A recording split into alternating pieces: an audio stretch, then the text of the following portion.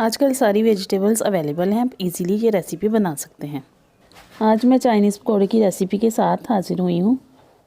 बिस्मिल्लाहिर्रहमानिर्रहीम, अस्सलाम वालेकुम। आज की रेसिपी बड़ी ज़बरदस्त है, आप शुरू से अंत तक वीडियो के देखिएगा।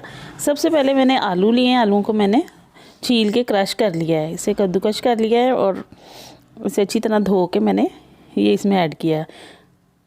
देखिए, आप वीडियो को शुरू से अंत तक देखा करें ताकि आपको मेरी रेसिपी की सारी समझ आ सके और आपको पता चल सके कि ये रेसिपी कैसी है। इसके बाद इसके अंदर बंद गोभी जो मैंने क्रश करके रखी थी वो इसके अंदर ऐड कर देंगे और दरमियानी साइज़ का एक प्याज जिसको मैंने चॉप कर लिया था, 2 से 3 हरी मिर्चें और कटा हुआ सब्ज़ धनिया ऐड करेंगे।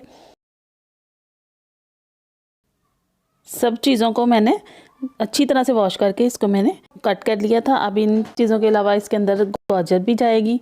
गाजर को मैंने धो के क्रश कर लिया था। तमाम चीज़ों को मैंने बारीक बारीक क्रश किया ताकि ये पकने में आसानी हो और इजीली ये पक सके। काली मिर्च की 1 चम्मच जाएगी इसके अंदर, थोड़ा सा सोया सॉस,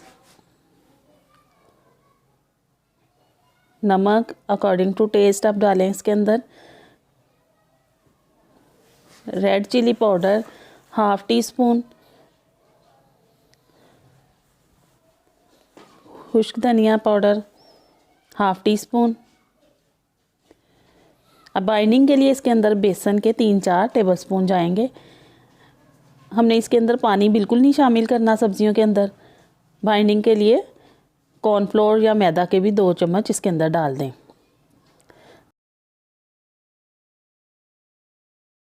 अब सब्जियों का जो पानी रिलीज़ हुआ है उस पानी के अंदर ही हम इसको अच्छी तरह से मिक्स कर लेंगे।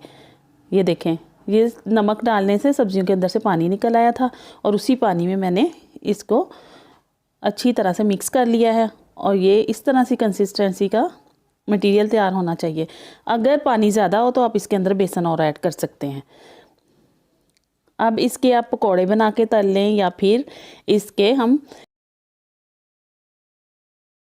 टिक्कियों की शक्ल के शेप दे के हम इसको फ्राई करेंगे। ये हमारे चाइनीज़ पकौड़े तैयार होंगे। आज मैं चाइनीज़ पकौड़े की रेसिपी के साथ हाजिर हुई हूँ। इस तरह से मैंने इसको टिक्कियों की शेप दे के तवे पे घी डाल के फ्राई करना है। आप इसको डीप फ्राई भी पकौड़े की तरह कर सकते हैं, बहुत मज़े के बनते हैं, आप भी बनाइएगा। और अगर आपको वीडियो ज़रा सी भी अच्छी लगी हो तो लाइक ज़रूर कीजिएगा और अगर आप मेरे चैनल पे नए हैं तो मेरे चैनल को सब्सक्राइब ज़रूर कीजिएगा। आपका बहुत बहुत शुक्रिया।